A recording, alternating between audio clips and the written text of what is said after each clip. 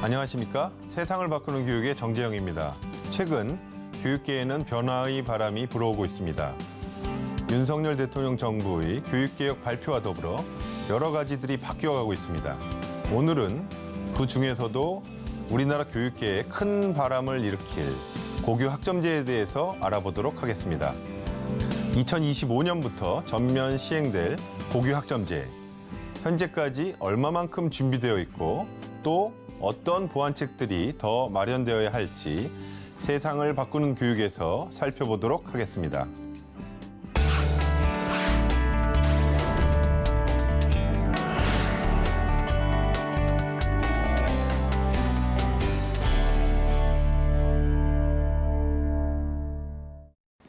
오늘 저와 함께 이야기 나눠주실 김한승 교육부 교육과정 지원팀장님, 그리고 김영은 한국교육과정평가원 고교학점제 지원센터장님 나와주셨습니다. 안녕하십니까? 네, 안녕하십니까?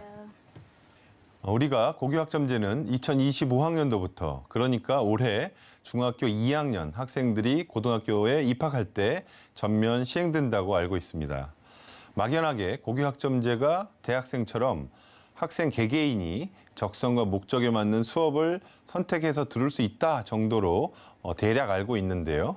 고교학점제는 정확하게 무엇이고 도입 취지와 목적이 무엇인지에 대해 말씀을 들어보도록 하겠습니다. 먼저 김한승 팀장님 말씀 부탁드립니다. 예, 먼저 고교학점제에 대해서 제가 좀 간단히 설명을 드리면 사회자님께서 말씀하셨듯이 대학에서 운영되는 학사 운영하고 상당히 유사한 방식입니다. 실질적으로 학생들이 자신의 흥미, 적성, 진로에 따라서 과목을 직접 선택해서 수강하게 되고 이러한 과목들에 대해서 적절한 이수 수준에 도달하게 되며 학점을 취득하고 이 모은 학점이 192학점 이상이 되게 되면 고등학교를 졸업할 수 있는 이러한 대학에서의 학점하고 이제 쌓아서 졸업하는 이러한 제도가 이제 고등학교에도 도입이 된다, 적용이 된다라고 말씀을 드릴 수 있고요. 학점제 같은 경우에는 그동안 우리가 과거서부터 뭐 학생 개별학습, 맞춤형 학습 같은 이야기들을 많이 해왔지만 실질적으로 학교가 과목을 개설하고 학생들이 선택하는 게 상당히 제한되어 있었는데 이 부분을 상당히 확대해주고 또 책임 교육을 실현을 함으로써 좀 고등학교의 어떤 교육 시스템을 학생 성장을 지원할 수 있는 시스템으로 다시 한번 크게 한번 바꿔보자라는 이러한 목적에서 도입을 하게 되었습니다. 그러면 기존에는 이제 본인이 원치 않았던 과목을 학교가 선택하면 들어야 되고 뭐 이런 문제가 많이 있었을 텐데 이런 문제들은 네네. 좀 많이 해결되는 건가요? 그렇죠. 기존에 저희가 요즘도 뭐 문과 침공인 이런 말이 있듯이 이미 문이과가 없어졌다라고는 교육과정상에서는 없어졌다라고 말을 하고 있지만 실질적으로는 문과, 이과 또는 자연계열, 인문계열, 사회계열 이렇게 계열로 나눠가지고 제한된 폭 안에서 이제 학생들이 과목을 선택했었는데 학점제가 가게 되면 그냥 모든 과목들 열어놓고 내가 듣고 싶은 과목, 내가 진학할 과나 적성, 흥미 이런 걸 따라서 자유롭게 이제 선택을 할 수 있는 이런 시스템으로 이제 바뀌게 됩니다. 네, 가장 큰 변화 중에 하나가 고등학교 교육과정 204단위로 네. 우리가 일반고를 설정했었는데 이게 몇 학점으로 이제 바뀌게 되는 거죠? 192학점으로 이제 좀 줄어들게 됩니다. 아, 그러면 들어야 될 과목 수가 이제 줄어들게 되는 건가요? 예, 그렇습니다. 네. 알겠습니다. 올해 중학교 2학년 학생들, 학부모님들 고교 학점제에 상당히 많은 관심을 가지고 지켜보실 것 같습니다. 초등학교에서 중학생이 되는 또 중학생이 돼서 2학년이 되는 자녀들이 한편으로는 걱정이 되고 또 한편으로는 우리 아이가 고등학생이 되어서 처음으로 도입되는 고교 학점제에 혼란스럽기도 할 것으로 예상이 됩니다. 두 분께서는 고교 학점제의 도입이 꼭 필요하다고 생각하시는지 고교 학점제 필요성에 대해서 다시 한번 우리 센터장님께 여쭤보도록 하겠습니다. 제 필요성을 언급하기 전에 우선 이제 그 미래 사회 변화라는 그 배경을 좀 들고 싶은데요. 아시다시피 이제 미래 사회는 예측 불가능하고 복잡한 사회가 되고 지금까지 학교에서 배우는 것과는 다른 역량이 필요하게 됩니다. 그래서 역량 중심의 교육은 더욱 필요해졌고 두 번째는 이제 학령 인구가 급감하면서 아마 2020년대 지금은 인구의 15% 정도가 학령 인구라고 치면 2030년에 11%로 급감하게 되고요. 사회자님이나 뭐 저희가 학교 다녔을 때는 아마 인구의 40% 가까운 수가 학령 인구였어요. 그래서 더 이상 줄 세울 아이도 없고 모든 아이 하나의 성장이 이제 소중한 시점에서 이제 학생 맞춤형 교육을 할 필요가 있어졌다. 이제 경쟁이 중요한 것이 아니고 학생 개개인의 성장이 중요해졌다. 이렇게 말씀드리고 싶고 저는 하나 더 이제 얘기하고 싶은 것은 학생의 주도성을 회복할 때가 됐다. 지금까지 우리가 학교가 다 짜주는 교육과정 그리고 어떤 진로나 적성이 있는지 잘 확인하지 못한 채 대체로 이제 선택권이 없이 이제 이렇게 홀로오는 현실이었는데 학생이 자신이 살고 싶은 삶과 그리고 진로에 따라서 자신만의 교육과정 스토리를 만들 수 있는 제도 이것이 저는 학점제라고 생각하고 그런 필요 때문에 있어야 된다고 생각합니다. 네. 네, 다시 한번 정리해서 말씀을 들어보면 산업사회형 이렇게 표준화된 교육과정이 이제는 학생 한 명 한 명에게 맞춤형으로 필요하다 이렇게 볼 수 있겠네요. 네. 네, 그러면 미래 사회의 변화, 역량 이런 걸 좀 말씀해 주셨는데 어떤 역량이 더 강조될 거라고 보시나요? 2022 개정교육과정에서도 반영된 바와 같이 단순한 지식을 암기하고 습득하는 것보다는 그것으로 활용해서 문제를 해결할 수 있는 역량, 우리 미래 사회에는 많은 복잡한 문제들이 발생하기 때문에 문제 해결 역량이라든지 또는 같이 해결할 수 있는 그런 공동체적 역량 또는 의사소통을 할 수 있는 역량 이런 것들이 좀 더 중요해지지 않을까 이렇게 생각해 봅니다. 네. 최근에 가장 이슈 중에 하나가 챗 GPT라고 생성형 AI가 이제 등장하고 이런 걸 활용하면서 학습하는 이런 새로운 학습법들도 이제 나오고 있는 것 같습니다. 이런 사회의 급격한 변화에 맞춰서 이 교육과정도 전면적으로 변화하는 것으로 이해할 수가 있겠습니다. 고교학점제는 2025년 전면 시행을 앞두고 얼마 전부터 정책 로드맵을 발표했고 또 학교 현장을 중심으로 오랜 동안 또 준비를 해온 것으로 알고 있습니다. 그간의 추진 경과, 어떤 과정을 통해서 준비해왔고 또 어떤 경과들이 있었는지 김한승 팀장님께 말씀 부탁드리겠습니다. 네, 학점제는 사실 고등학교의 어떤 시스템을 전반적으로 확 뜯어 고치는 완전히 이제 큰 변화를 이끌어내는 거기 때문에 네. 저희가 오랜 기간을 지금 차근차근 준비하고 있습니다. 네. 그래서 학점제라는 말이 처음으로 이제 언급되고 저희가 검토를 시작을 한 거는 2016년 말에 중장기 교육정책 방향을 발표를 하면서 거기서 처음으로 이제 언급이 되었고 저희가 2017년 11월에 고교학점제 추진 방향 및 연구학교 운영 계획을 발표하면서 이제 대략적인 방향과 우리 한번 시작해 보자라고 하는 구체성을 가지고 이제 첫 발을 이제 디디게 되었고요. 18년부터 저희가 연구학교를 운영을 함과 동시에 3년 동안의 연구학교 운영의 성과나 그 경험을 바탕으로 2011년에 저희가 학점제 종합 추진 계획 그리고 단계적 이행 계획을 발표했습니다. 네. 그래서 이제 학점제란 게 어떤 것이고 어떻게 나아갈 것이고 지금부터 차근차근 우리가 어떻게 준비해 나갈지를 이제 구체화했고요.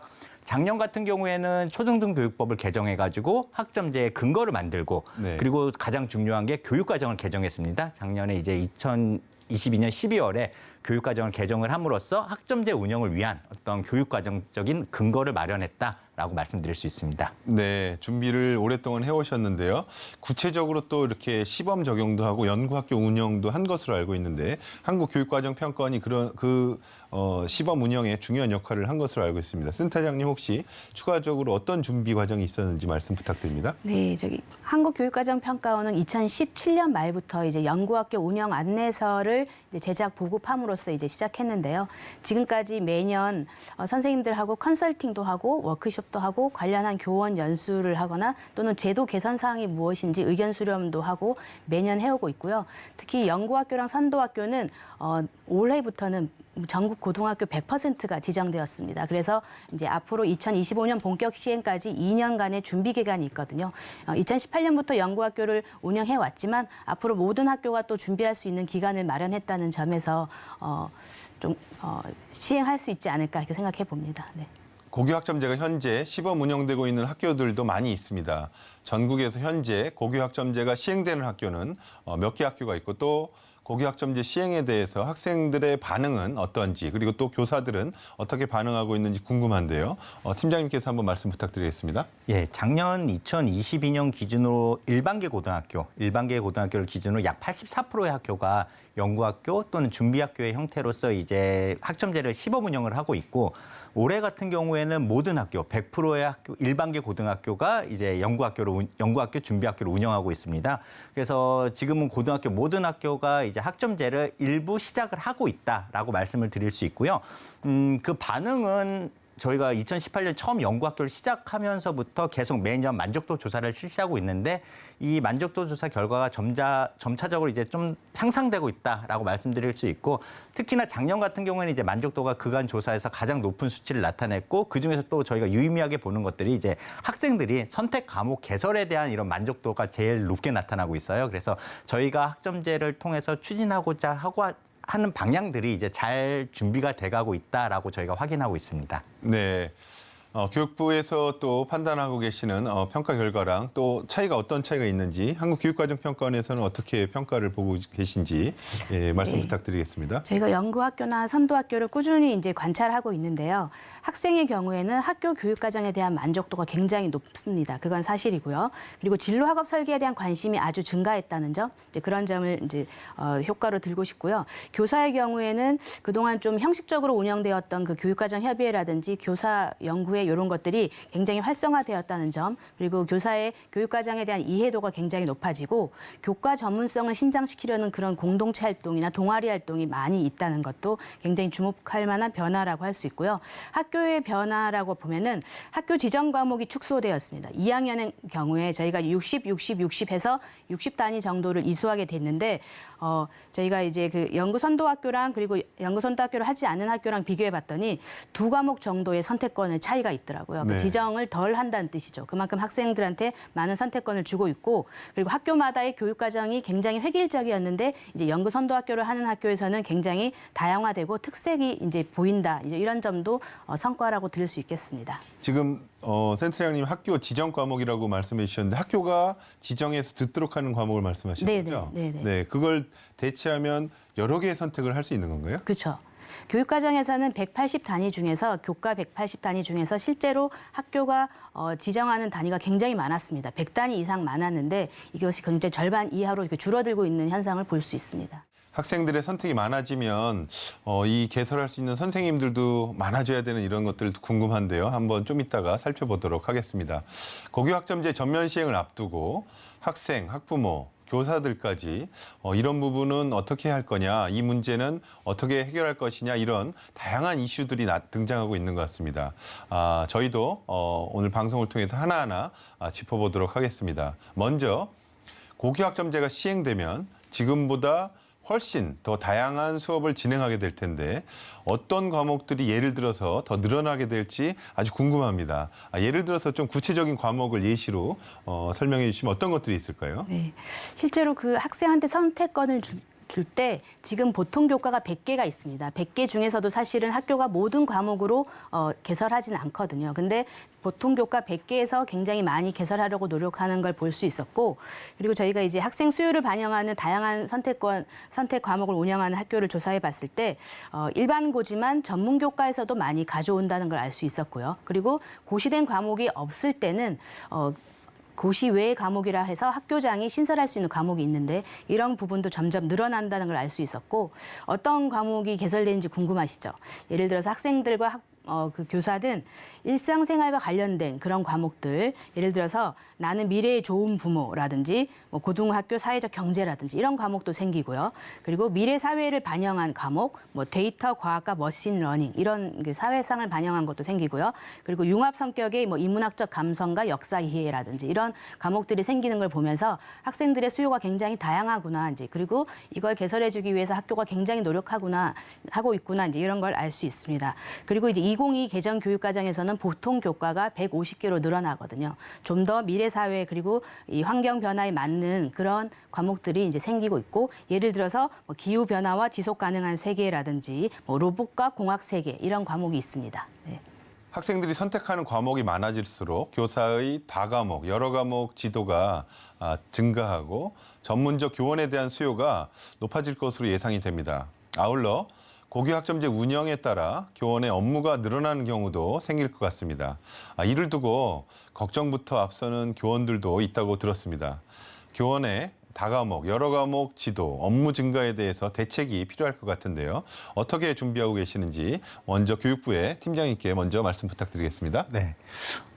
학생들에게 이제 과목에 대한 선택권을 넓혀주고 많은 과목을 개설한다는 게 다시 말하면 어찌 보면 선생님들은 한 선생님들이 이제 여러 과목을 가르쳐야 되는 네. 이러한 부담은 좀 불가피하게 좀 발생될 수밖에 없는 상황이 네네. 있습니다. 그래서 저희도 이 부분에 대해서 잘 알고 있고 또 다과목 지도가 선생님들 다과목 지도가 단순히 수업을 여러 과목을 하는 게 아니라 어떤 수업에 대한 준비의 부분도 있고 평가의 부분도 있고 상당히 많은 어떤 업무적인 어떤 이런 노력을 더 필요로 하는 부분이 있기 때문에 이 부분을 지원하기 위한 저희가 여러 가지 이런 대책들을 마련하고 있습니다. 네.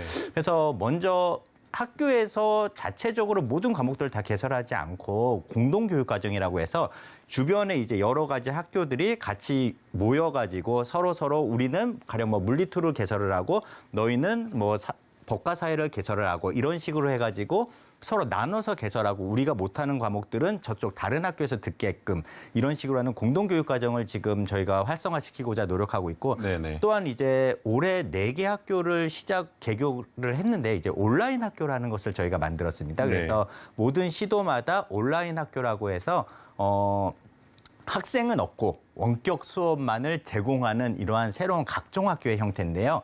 그래서 온라인 학교에서 다양한 소인수 과목이라든지 아니면 뭐 좀 특별한 과목들, 학교에서 개설하기 힘든 과목들, 이런 과목들은 이제 온라인 학교를 통해서 개설을 해서 학교의 부담을 좀 줄여주고자 이렇게 노력을 하고 있습니다.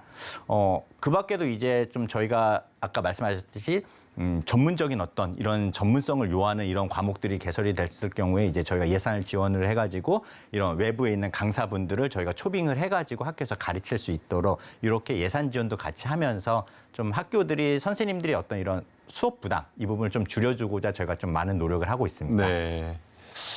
그럼에도 불구하고 업무 부담이 좀 늘어날 수는 있겠다라는 네. 느낌이 드는데요. 지원센터에서는 또 어떤 역할로 이런 교원들의 업무 부담 또 어떻게 보면 큰 걱정거리일 것 같은데요. 이 부분은 어떻게 해결하실 계획이신지 말씀 부탁드립니다. 네, 그 고교학점제 성공에서 가장 중요한 중요한 노고는 교사들이 하고 있다는 네, 생각이 네. 드는데요. 아무래도 교사가 비본질적인 업무가 좀 많아요. 그래서 행정 업무를 이번 기회에 좀 비본질적인 업무를 좀 경감할 수 있는 기회가 되지 않을까라는 생각이 네, 들고. 행정 잡무라고도 우리가 표현하는데요. 네네. 그래서 그건 교육부가 이제 안을 가지고 있을 것 같고요. 네. 그리고 다과목 지도에 대한 지원이라든지 역량 강화 이런 걸 저희가 연구하고 있고 사실 그런데 모든 과목을 있는 교사가 다 할 수는 없기 때문에 네. 사실 교사도 지속적으로 이제 학습해야 된다는 그런 인식을 좀 제고할 필요가 있을 것 같고 같이 이제 공부하면서 학생의 수요에 부응하는 그런 과목을 제공하고 또 이제 지금 교사들은 부전공이나 복수적 자격이 다 갖고 있습니다. 근데 네. 그런 게 지금 활용이 되지 않는데 그런 걸 좀 활용하고 이렇게 활용하는 교사에 대한 그 처우 개선 이런 것들이 있다면 좀 더 활발하지 않을까라는 생각이 들고 저희 센터에서는 특히 학생들이 어느 정도 최소한의 그 수준에 도달할 수 있도록 배우게 하는 최소 성취 수준 보장 지도라는 게 있는데요. 이런 보장 지도를 지원하기 위해서 교수학습 자료라든지 또는 온라인 콘텐츠를 지금 개발하고 있는데 이런 것을 좀 활용하시면 좀 더 업무에 좀 도움이 되지 않을까라는 생각을 해봅니다. 네, 그 대학에서는 교수들이 일단 여러 과목을 개설하고 학기마다 다른 과목을 또 개설하고 이렇게 운영하는 게 이제 일상적으로 되어 있기 때문에 문제가 없을 것 같은데 고교에서는 한 과목 또 많아봤자 2과목 정도를 이렇게 한 학기에 강의하다가 지금은 또 여러 과목을 맡아야 되니까 상당히 어려움이 있으리라 이렇게 생각이 됩니다.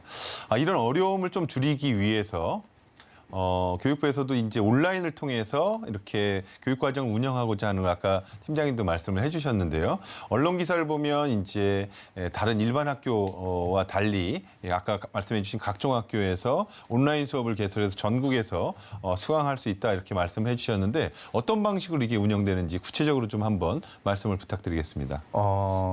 아까 저희가 공동교육과정 이야기 말씀도 드렸고 학교에서 모든 과목들을 다 개설을 할 수 없기 때문에 결국은 같이 하고 함께 하는 것들이 이제 공유하고 과목들을 공유하고 이런 부분들이 이제 활성화될 수밖에 없고 또 이제 농산어촌이나 어떤 소규모 학교 같은 경우는 인근에 학교가 없어가지고 또한 이동을 해서 면대면으로 공동교육과정을 운영하기에 또 한계가 있습니다. 공동교육과정 운영하기에는 학교 간 거리가 멀고 또 강사를 구하기도 어렵겠네요. 예, 그러다 보니까 자연스럽게 온라인 수업이 어떤 공동교육과정 운영 그리고 학점제에서의 어떤 핵심 가운데 이제 서서 이제 그 기능을 이제 잘 수행을 해야 되는 이런 상황으로 이제 왔다라고 보여지고 네네. 저희가 교육부에서도 그래서 2018년부터 온라인 공동교육과정이라는 것을 저희가 운영을 하고 또 시도 단위의 온라인 공동교육과정 거점센터를 저희가 설치하도록 해서 이제 학교에 많은 도움을 드리고자 노력을 하고 있습니다.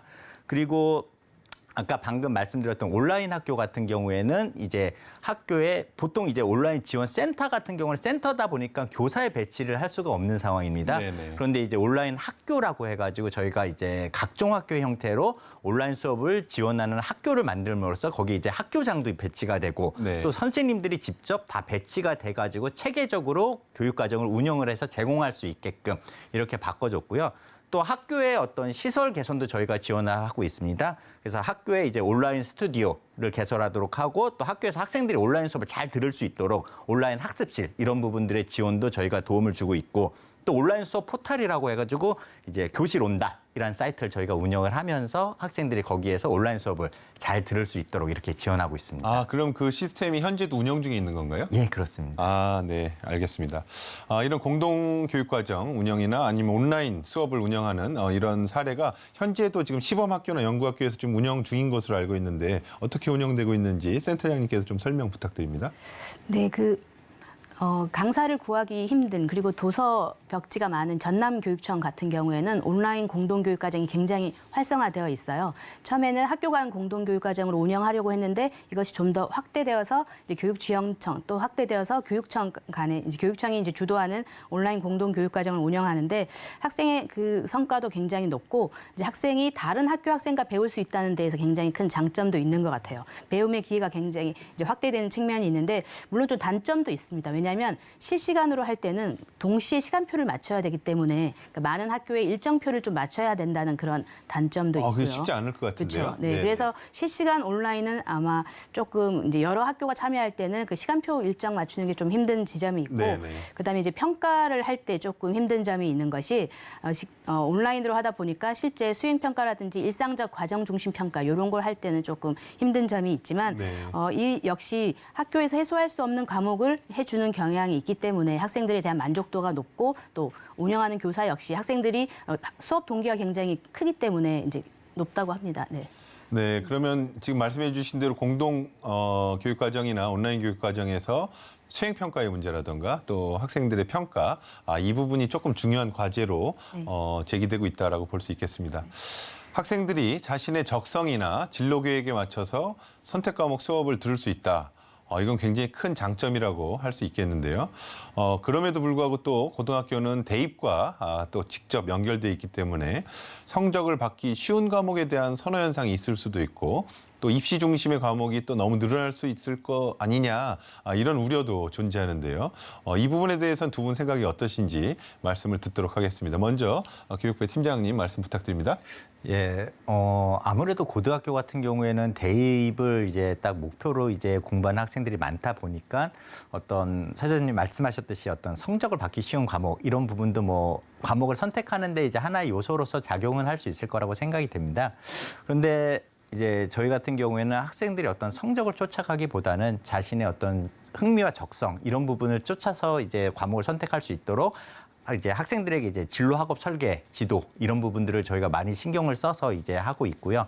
또한 이렇게 학생들이 단순히 아까 말씀하셨던 성적 이런 부분 또는 뭐 성적 받기 쉽다, 공부하기 쉽다 이런 부분이 결국은 평가와 관련돼 있는 부분인 네. 거잖아요. 그래서 기존에 이제 상대 평가로 해서 줄 세우기 평가를 했을 때는 이제 잘하는 아이들이 많이 듣는 과목, 뭐 쉬운 과목 이런 게 있었기 때문에 그런 문제가 좀 발생할 수 있는데 그래서 이제 학점제로 가면서 저희가 상대 평가에서 이제 성취 평가제라고 이야기하는 절대 평가로 이제 평가 체계를 바꿔가고 확대해 나가는 이러한 방향성도 같이 가지고 있습니다. 그리고 이제 가장 중요한 건 학생들이 자신이 어떠한 진로를 가지고 있는지, 무엇을 공부하고 싶은지, 어느 대학, 어느 학과에서 공부하고 싶은지에 따라서 내가 미리 고등학교 단계에서 어떠한 과목을 어떻게 들어야 되는지를 알 수 있도록 저희가 교육과정 이수 지도팀이라고 해서 학교에 이런 팀을 둬서 학생들에게 지속적으로 이런 학습 설계 등을 도와줄 수 있게끔 이렇게 지원하고 있습니다. 네, 본인의 진로나 진학의 방향에 맞게 과목을 선택할 수 있도록 도와주는 것도 굉장히 중요한 역할이라고 생각이 됩니다. 결과적으로 고교 학점제가 좋은 취지로 도입이 되려고 준비하고 있는데 역시 또 대입이라는 큰 난관이 앞에 있는 것 같습니다. 센터장님께서 어떻게 보시는지요? 저희가 지금까지 2018년부터 연구 선도학교의 학생들을 관찰해 봤을 때 재미있는 데이터가 하나 있는데요. 초반에는 학생들이 과목 선택의 기준이 무엇이냐 이렇게 물어봤을 때 성적에 유리한 과목, 말씀하신 대로 그런 과목을 듣는다고 했거든요. 네네. 근데 최근에 저희가 조사했을 때는 진로 적성에 맞는 과목이 90% 이상 나왔고요. 네. 두 번째는 대입이나 수능을 고려한다, 60% 나왔고 과목의 수업이나 평가 방식을 고려한다는 거는 15% 정도 나왔거든요. 네. 아마 성적 받기 쉬운 과목만 공략했을 때 아마 입학사정관이라든지 또는 대학 입장에서도 이 아이의 매력을 못 느끼실 수 있거든요. 그러니까 학생들도 그런 점을 잘 알 것 같고요.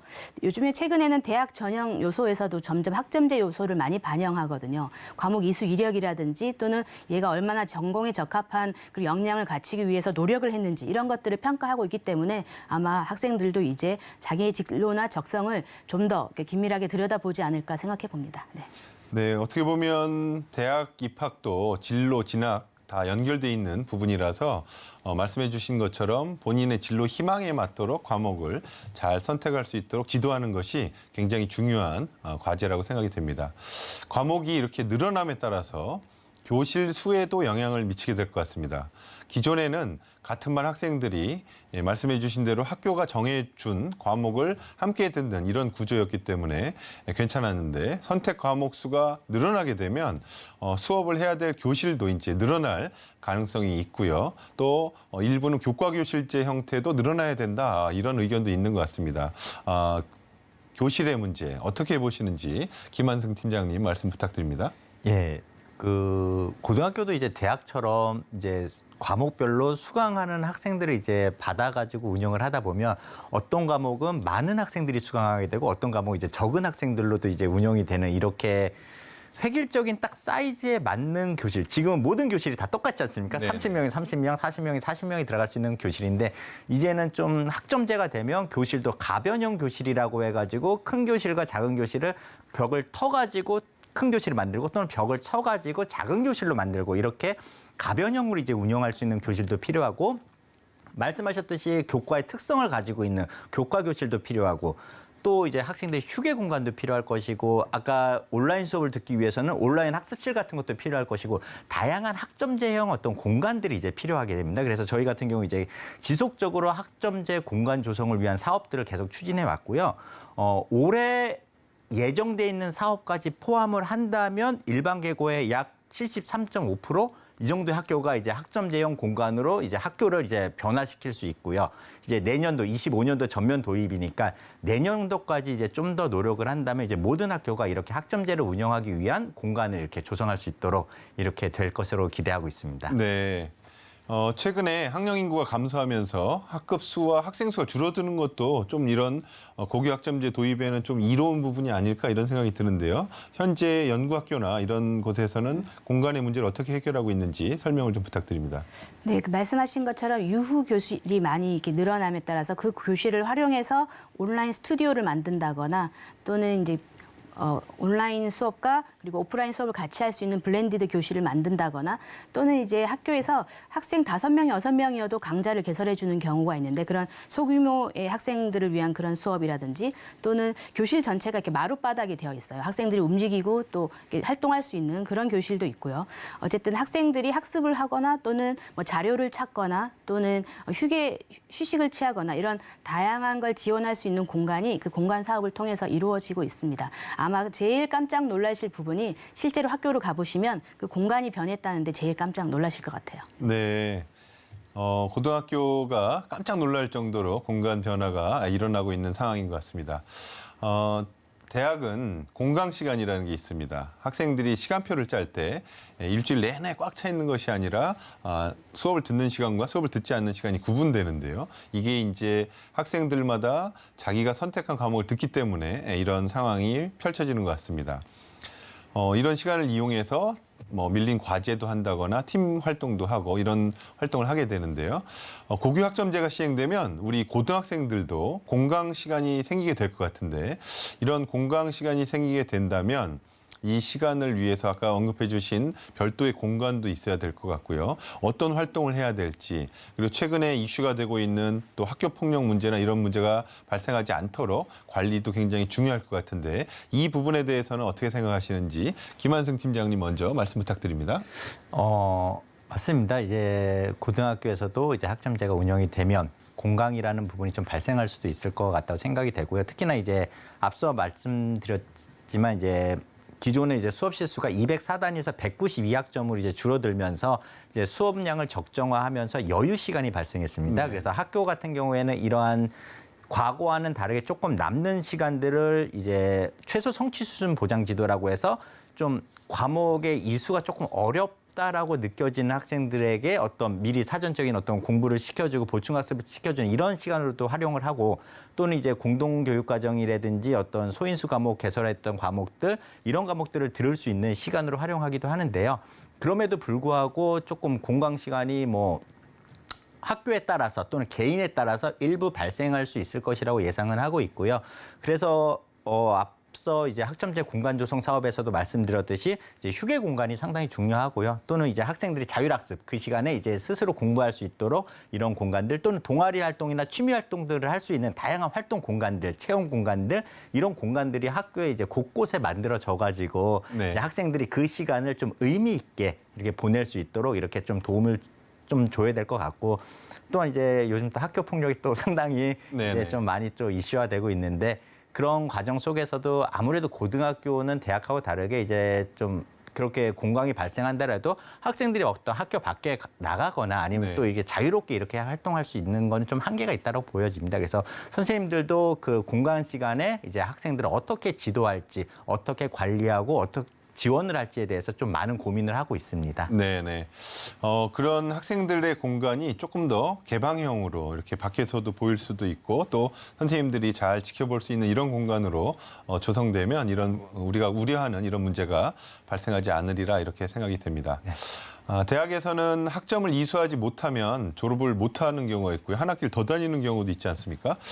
그런 경우에는 뭐 계절 학기를 듣거나 아니면 한 학기를 더 다녀서 졸업 학점을 채우기도 하고요. 또 특히 이제 부전공이나 복수전공을 하는 학생들은 한 학기 두 학기를 더 다니는 경우도 흔히 볼 수 있습니다. 그런데 우리가 상식적으로 고등학생은 3년 내에 또는 조기 졸업을 하면 2년에 졸업하는 경우도 있는데 그 4년을 고등학교 다니는 경우는 우리가 생각을 할 수가 없는데요. 이렇게 고교 학점제에서 학점을 이수하지 못하는 경우도 발생할 수 있으리라고 생각되는데 학점을 이수하지 못하면 우리 졸업 학점 192학점 아까 말씀해 주셨는데 192학점을 이수하지 못하면 어떻게 되는 건가요?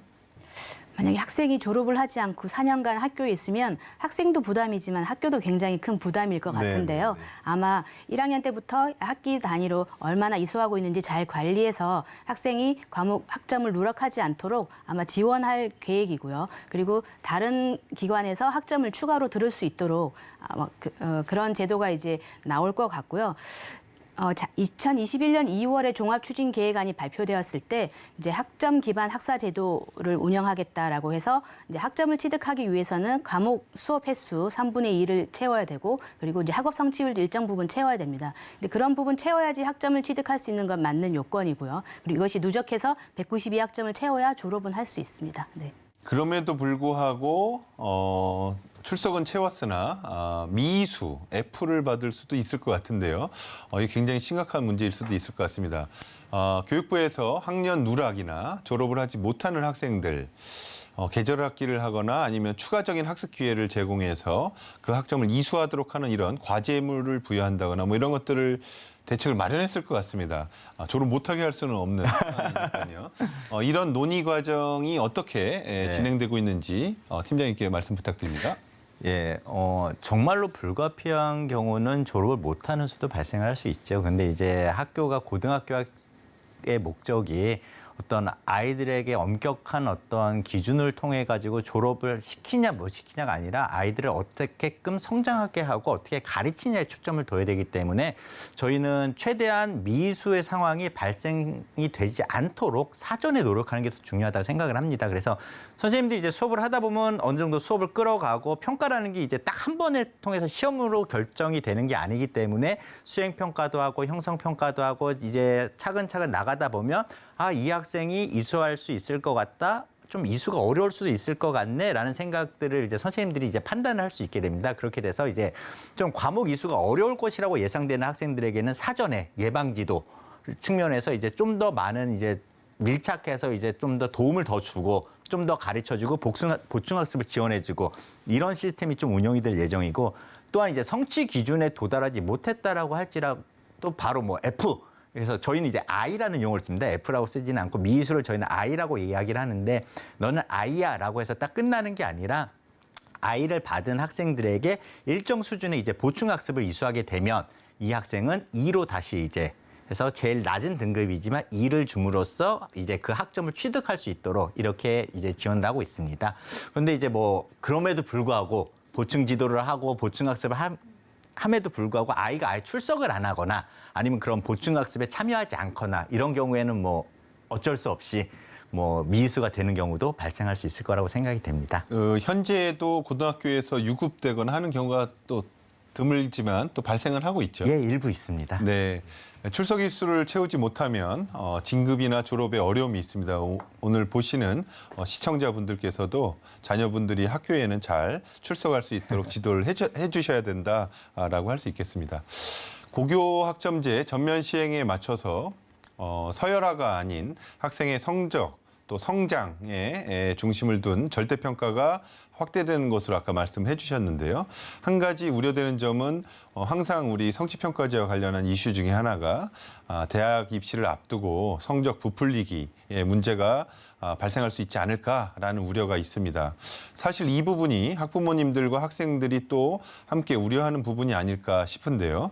이에 대해서 교육부에서는 현재 어떻게 대책을 마련하고 계신지 궁금합니다. 말씀을 좀 부탁드립니다. 예, 성취평가제에 대한 우려가 높은 건 저희도 잘 알고 있고요.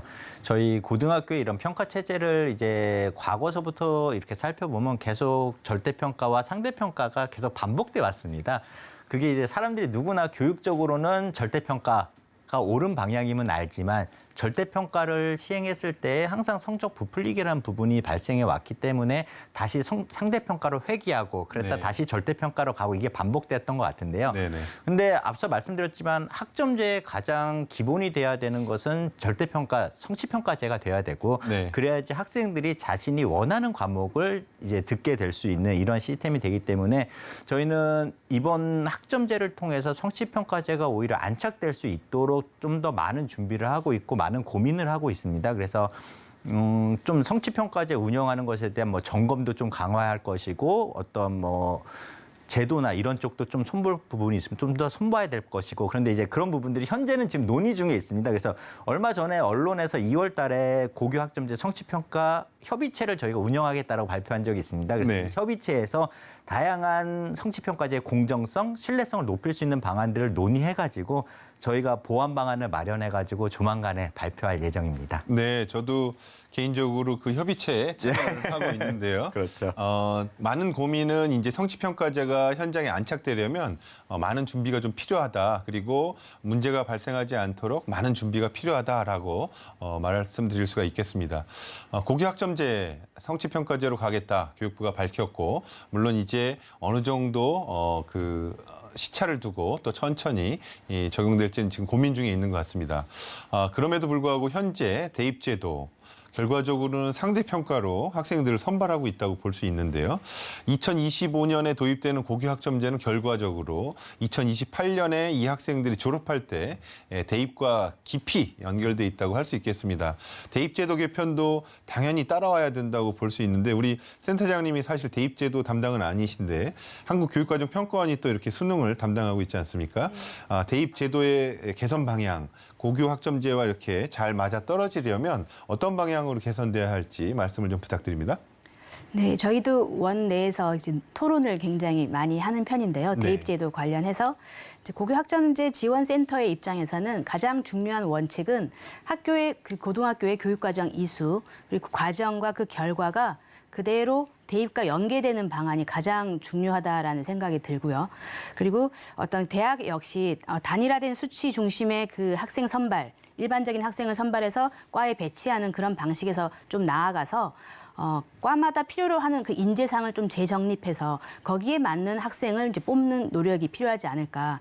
아시다시피 지금 서울대를 비롯해서 학생 자퇴 또는 이탈률이 최고거든요. 굉장히 높습니다. 네. 특히 정시로 입학하는 맞아요. 학생들이 네. 반수라는 이름으로 네. 학교를 그만두거나 다니면서도 또 이제 다시 한번 네. 재수를 준비하는 경우가 많이 늘어나고 있습니다. 네, 맞습니다. 그래서 이거는 대학 입장에서도 낭비일 수도 있거든요. 네. 왜냐하면 다른 학교로 가버리거나 다른 과를 갈 수가 있기 때문에. 그래서 대학에서도 과에서 학생들을 선발할 때 교육과정을 어떻게 이수했는지 그리고 어떤 과목들을 이수했는지 그리고 얼마나 이 전공을 계속 심화할 노력이 있는지 그리고 그런 아이를 선발해야지만 이 아이들이 우리 사회에 얼마 없는 우리 아이들이 인재가 되지 않을까 네, 그런 생각을 해보고 제 가장 큰 바람은 고등학교 교육과정 이수를 최대한 존중해주는 대입 전형 이런 것이 생기면 좋겠습니다. 네. 네, 고교 학점제에 대해서 자세히 이야기를 나눠보았습니다. 두 분께서 생각하실 때 고교 학점제가 정책적으로 조금 현장에 안착되기 위해서 학교 차원에서도 많은 이제 노력이 필요할 것 같은데 어떤 부분들이 좀 더 준비되어야 할지 정책적인 방향을 좀 말씀해 주시면 좋겠습니다. 네, 요즘 이게 현장에서 이제 많은 선생님들 만나면서 이야기를 나눠보면 가장 큰 어려움으로 아직까지 두 가지를 이야기하고 있습니다. 첫 번째는 앞서 말씀드렸던 수업 부담. 네, 이란 부분, 부원들의 다과목제도에 대한 부담이 높아지는 부분. 예, 네. 그게 첫 번째 것이 부담이고 두 번째는 이제 학점제와 관련된 다양한 행정 업무가 늘어났다라는 네. 부분들. 앞서 말씀드렸듯이 학생들에게 다양한 선택권을 주다 보면 이게 한 번에 어떤 수강 신청이 이루어지는 게 아니라 한 번 수강 신청하고 또 정정 기간 갖고 다시 한번 상담해주고 또 정정 기간 갖고 네. 하다 보니까 시간표가 확정되기까지도 상당히 많은 이제 행정 업무가 이루어지고 있고 맞습니다. 대학에서도 수강 신청에 따라서 폐강되기도 하고 분반되기도 하고 이런 것들이 이제 유연하게 네네. 이루어져야 되는데요. 예, 그러다 보니까 이제 학점제에 따른 행정 업무들이 상당히 많이 늘어난 부분들이 또 하나의 이제 부담으로 이렇게 이야기를 하고 있습니다. 그래서 저희 같은 경우 앞서 말씀드렸던 온라인 학교라든지 뭐 이런 공동교육과정 이런 것뿐만 아니라 시도 단위의 고교 학점제 지원센터 를 둘 수 있도록 저희가 근거를 마련했고 지금 현재는 2개 시도에서 지금 지원센터를 운영 중에 있는데 올해도 이제 저희가 예산을 지원을 해가지고 모든 시도가 25년 들어가기 전까지 모든 시도가 고교학점제 지원센터를 구축을 해서 운영을 함으로써 선생님들의 이렇게 발생할 수 있는 행정 업무를 상당 부분 해소시켜 드릴 수 있도록 이렇게 노력을 할 계획입니다. 네, 관련해서 좀 팀장님께서 그 교육부 차원에서 또는 교육청하고 연계해서 수강 신청 네. 관리 시스템을 네, 예. 온라인으로 구축해야 이게 공동교육과정 할 때도 같이 수강 신청을 할 수 있고 예, 예. 또 온라인 학교에도 수강 신청을 할 수 있으니까 예, 예. 그런 걸 좀 만들어 주시면 어떨까 싶은데요. 예, 안 그래도 지금 저희가 그 온라인으로 이제 수강 신청 시스템이 있고 또 이제 현재 그 나이스가 개편되고 있는데 차세대 나이스에 가면 이제 그 나이스 안에서 이제 직접 수강 신청을 과목 편성부터 수강 신청까지 한꺼번에 이제 이루어질 수 있는 이런 시스템을 저희가 만들고 있습니다. 그래가지고 현장에서 그런 불편은 없도록 저희가 많이 지원해 드릴 계획입니다. 네, 선생님들이 걱정하시지 않도록 좋은 시스템을 네. 빨리 운영해 주시면 좋겠고요. 또 센터장님께서는 또 보완해야 될 정책에 대해서 좀 말씀 부탁드립니다. 가장 중요한 거는 교원 수급 방안이 아닌가라는 네. 생각이 드는데요. 지금 초, 중, 고 그 교원 수급의 기본 원칙이 그 학급 수하고 학생 수거든요. 맞습니다. 근데 초중은 맞지만 이제 고등학교에는 맞지 않게 되는 것이 네. 행정학급 단위로 수업이 이루어지는 것이 아니고 학생의 수요를 반영한 수업이 이제 동시에 이루어지기 때문에 네. 이런 수업 학급 수에 맞게 이제 교원 수급이 조금 조정돼야 되지 않을까라는 네. 생각이 들고 1학기, 2학기 학기제로 운영이 되기 때문에 이제 학기 단위로 이제 교원 수급이 좀 바뀌어야 할 상황도 좀 펼쳐지고요. 이제 이런 거에 대한 보완이 마련된다면 아마 말씀하신 교원 경감, 업무 경감과 함께 이제 교사가 좀 만족하지 않을까라는 생각이 듭니다. 네. 네, 센터장님 말씀대로 그동안의 교원 수급의 인원 예측은 학급 단위로 몇 학급이 있느냐를 중심으로 됐다면 이제 고교학점제가 도입된 고등학교의 경우에는 이런 교원 수급의 시스템이 좀 바뀌어야 되겠다라는 생각이 듭니다. 많은 말씀을 이제 나눴는데 여전히 현장에는 고교학점제를 잘 모르는 학생 또 학부모들이 많다라는 얘기를 많이 듣고 있습니다. 현재 중학교 2학년부터 그 아래 학년들은 전부 이제 고교학점제의 적용 대상이라고 할 수 있는데요. 이런 새로운 고교학점제에 잘 적응하기 위해서 우리 학생들과 학부모님들께 특별히 좀 말씀해 주시고 싶은 게 있으면 부탁드리겠습니다. 예. 저희 아이가 오늘 고등학교 입학했습니다. 네. 입학했는데 저희 아이랑 이렇게 이야기를 하다 보면 이제 너 무엇 하고 싶니? 이제 대학은 어느 쪽으로 가고 싶니? 이런 이야기를 하다 보면 아직까지 뚜렷하게 내가 어떤 공부를 하고 싶은지, 내가 무엇을 좋아하는지 이런 부분들이 잘 드러나지 않는 것 같더라고요. 네. 근데 이제 학점제가 시작이 되게 되면 학생들이 고등학교 입학해서 자신의 앞서 말씀드렸던 적성, 흥미, 진로 이런 거에 따라서 과목을 선택해야 되는데 내가 무엇을 좋아하는지, 무엇을 하고 싶은지 어떤 이런 진로나 흥미나 이런 거에 대한 생각이 좀 부족하다라고 한다면 고등학교 가서 과목을 선택하고 듣는데 좀 어려움을 겪을 수 있습니다. 네네. 그래서 좀 학부모님이나 학생들에게 좀 미리 좀 말씀드리고 싶은 부분들은 좀 저희가 그 교육과정을 개정하면서 이번에 진로 연계 학기라든지 이런 진로 교육을 상당히 중점적으로 이제 강조를 했었는데요. 네네. 그래서 이제 좀 중학교 단계에서 이제 자유학기도 있고 진로 연계 학기도 있고 해서 중학교 1학년, 3학년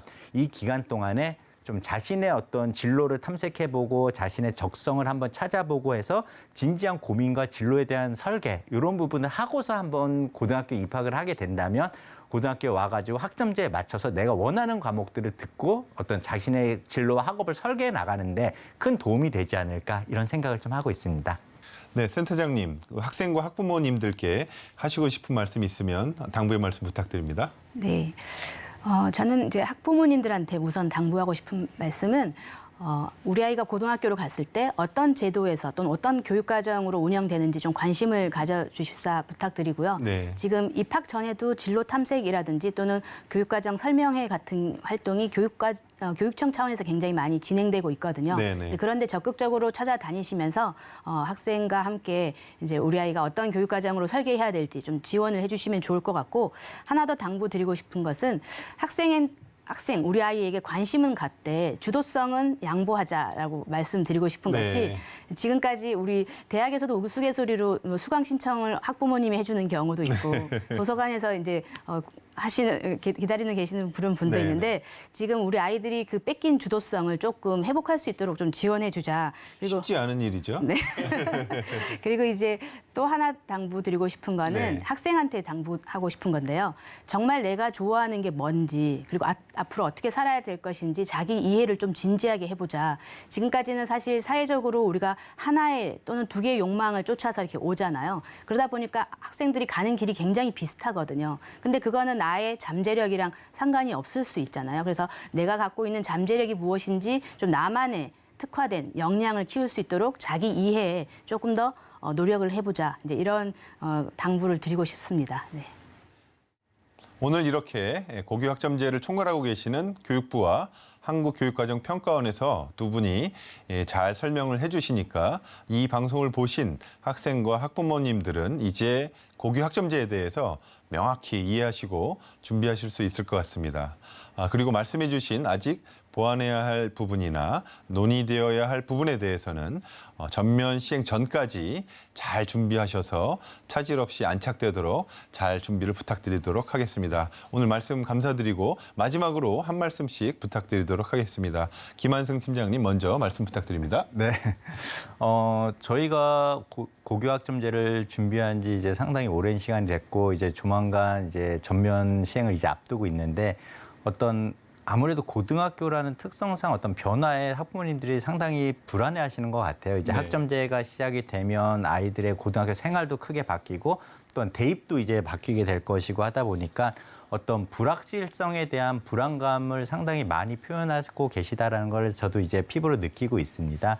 그런데 저희가 오랜 기간 준비해 왔고 또 앞으로 지금 미흡한 부분들은 남은 23년, 24년, 2년 동안 또 열심히 더 준비할 계획입니다. 따라서 좀 믿고 교육부를 한번 믿고 저희 교육 정책을 한번 믿고 한번 따라와 주셨으면 한번 이렇게 믿음을 주셨으면 좋겠다 이런 말씀을 좀 드리겠습니다. 네.